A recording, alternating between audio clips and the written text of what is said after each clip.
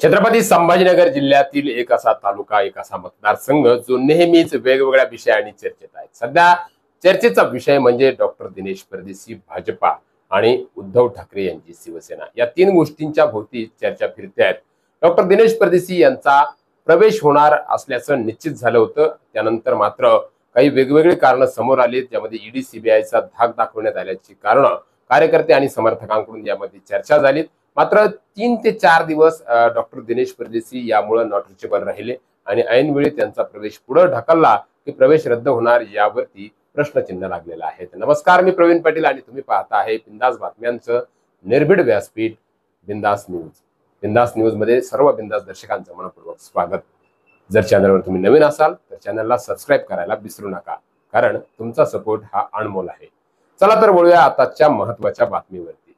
भाजपा आणि शिवसेना शिंदे गट यांची महायुती आहे। यासोबतच अजितदादा पवार गट, राष्ट्रवादी हे सुद्धा त्या महायुतीमध्ये सहभागी आहेत। मात्र या तीनही पक्षांकडून युती झाली, या युतीला महायुती असं नाव देण्यात आलं। परंतु या महायुतीमध्येच प्रत्येक मतदारसंघामध्ये एकोप्यानं जागा सुटतील का, यावरती मात्र प्रश्नचिन्ह घोंघवत आहेत। त्याचं कारण आहे भाजपाचे प्रदेश कार्यकारिणी सदस्य एकनाथराव जाधव यांनी घेतलेली पत्रकार परिषद। पत्रकार परिषदेमध्ये एकनाथराव जाधव यांनी काही मुद्दे स्पष्ट केलेले आहेत।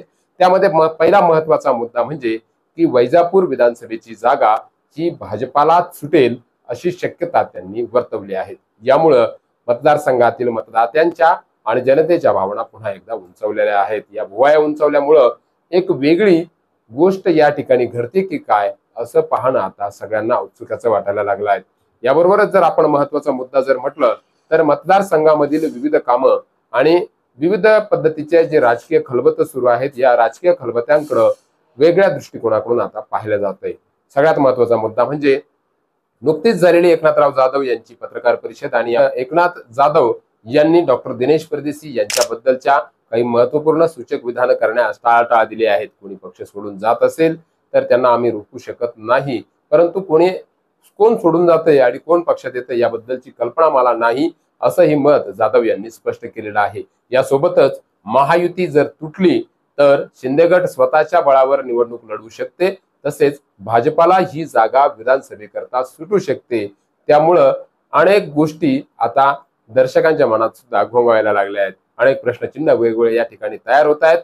डॉक्टर दिनेश परदेशी यांचा पक्षप्रवेश रोखलाय, नेमकं तो कुठल्या कारणाने रोखला गेलेला आहे याकडे सुद्धा सगळ्यांच्या भुवया उंचावलेल्या असतानाच आता एकनाथराव जाधव यांनी केलेल्या या पत्रकार परिषदेमधील या खुलाशाबद्दल पुन्हा एकदा आता उत्सुकता लागली आहे। ती म्हणजेच खरोखरच जर ही जागा वैजापूरमध्ये भाजपाला जर सुटली तर भाजपाचे उमेदवार नेमकं कोण असेल हे तुम्हाला नव्याने सांगायला नको। यासोबतच आता महायुती जी आहे ती वेगवेगळ्या फिल्डिंग मध्ये आपल्याला पाहायला मिळते।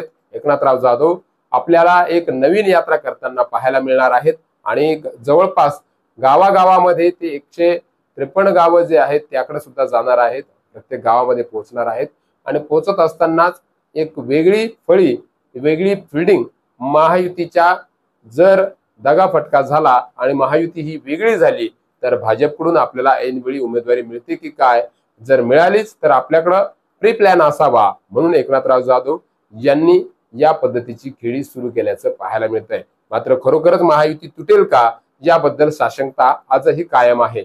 याशिवाय डॉक्टर दिनेश परदेशी यांच्या पक्षप्रवेशाबद्दल जर विचार केला तर कार्यकर्ते आणि समर्थकांमधून अशी तीव्र चर्चा येत आहे की डॉक्टर दिनेश परदेशी यांचा प्रवेश 101% शिवसेना उद्धव बाळासाहेब ठाकरे गटात होऊ शकतो। त्यामुळे आगामी काळामध्ये महाविकास आघाडीकडून उमेदवार म्हणून डॉक्टर दिनेश भाऊ परदेशी हे चर्चेत असणार आहेत। जर युती तुटली तर एकनाथराव जाधव यासोबतच वेळेवर नेमकं काय निर्णय होतो आणि कुठला उमेदवार दिला जातो हे सुद्धा पाहणं तितकंच महत्त्वाचं आहे। परंतु इतक्या सहजासहजी युती तुटेल का, ज्या पद्धतीनं एक बॉन्डिंग तयार करून ही महायुती तयार झाली आहे ती टिकेल का की तुटेल हे पाहणं सुद्धा आता तितकंच औत्सुक्याचं ठरणार आहे।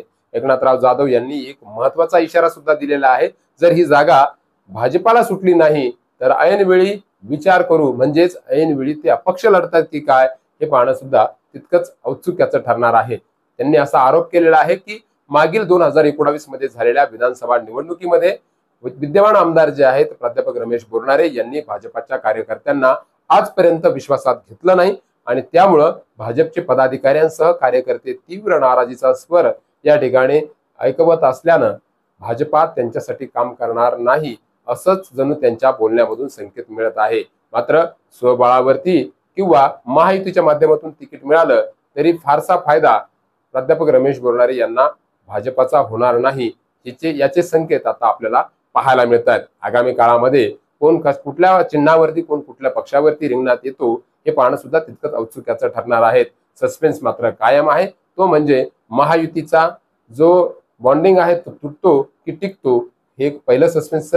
दुसरा सस्पेन्स जर आपण बघितलं तर डॉक्टर दिनेश परदेशी यांचा अद्यापही शिवसेना उद्धव बाळासाहेब ठाकरे या पक्षात प्रवेश झालेला नाहीये। आणि तिसरा सस्पेन्स म्हणजे जर महायुती तुटली तर भाजपकडून उमेदवार कोण असेल, एकनाथराव जाधव की प्रश्नचिन्ह।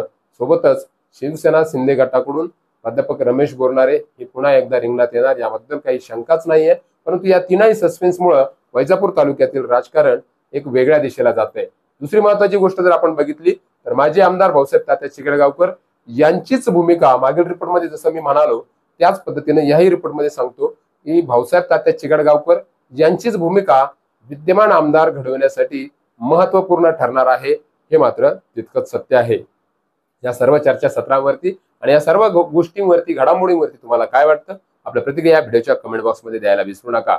आणि चॅनलवर नवीन असाल तर चॅनल सबस्क्राईब करायला विसरू नका। व्हिडिओ आवडला असेल तर लाईक आणि शेअर नक्की करा। भेटूया पुन्हा एका नवीन मुद्द्याला घेऊन मुद्दा विधानसभेच्या या कार्यक्रमामध्ये। तोपर्यंत मी प्रवीण पाटील आपली रजा घेतो। पुन्हा भेटूया नवीन मुद्दा घेऊन। धन्यवाद।